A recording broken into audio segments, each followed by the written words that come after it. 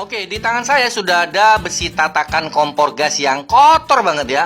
Kelihatannya besi tatakan kompor ini sudah tidak dibersihkan lebih dari setahun. Nah, dengan kotor seperti ini pasti akan sulit ya.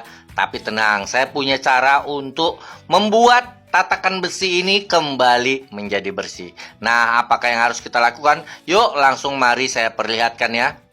Pertama-tama, silahkan letak besi tatakan yang mau dibersihkan pada sebuah wadah seperti ember dan lain-lain yang cukup besar ya.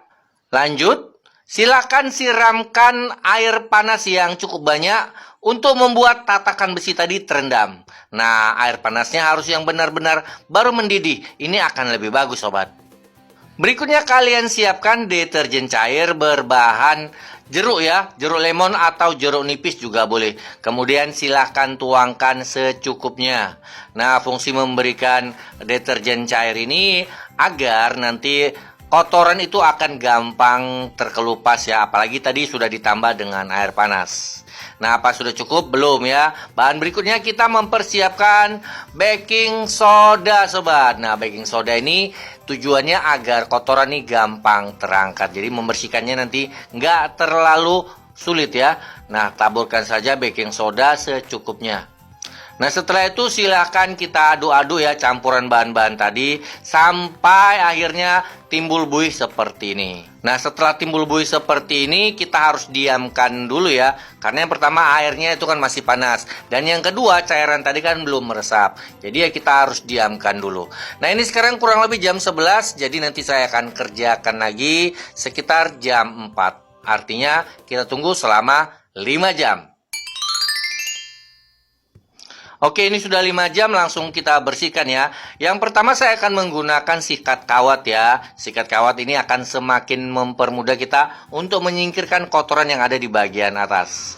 Nah, kalau kalian menggunakan sikat yang biasa pasti akan kesulitan nanti ya. Jadi gunakanlah sikat kawat seperti ini ya.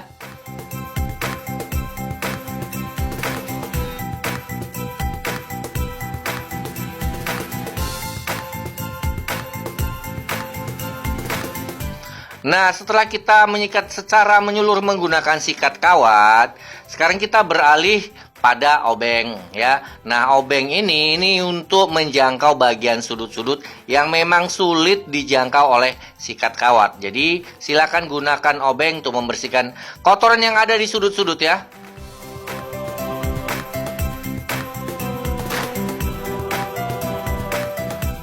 Nah, sekarang nih peralatan yang terakhir. Peralatan terakhir saya menggunakan pisau lipat atau pisau cutter. Nah, ini untuk mengelupas sisa-sisa kotoran ya, yang lengket ya, yang ada lengket di bagian dasar. Oke. Nah, dengan menggunakan pisau, apalagi yang masih baru, ini akan semakin mudah kita mengangkat kotorannya. Jadi, silakan lanjutkan bersihkan sisa-sisa kotoran atau kerak yang ada di bagian dasar. Nah, setelah ini jangan lupa silahkan kita bilas menggunakan air bersih atau air yang mengalir. Setelah itu bisa kita lap untuk kita keringkan. Dan hasilnya adalah seperti ini. Oke, jadi tampak ya perbedaannya antara awal tadi sebelum kita bersihkan dan yang sekarang setelah kita bersihkan. Dan usaha kita berhasil, sobat. Semoga tips kali ini bermanfaat ya.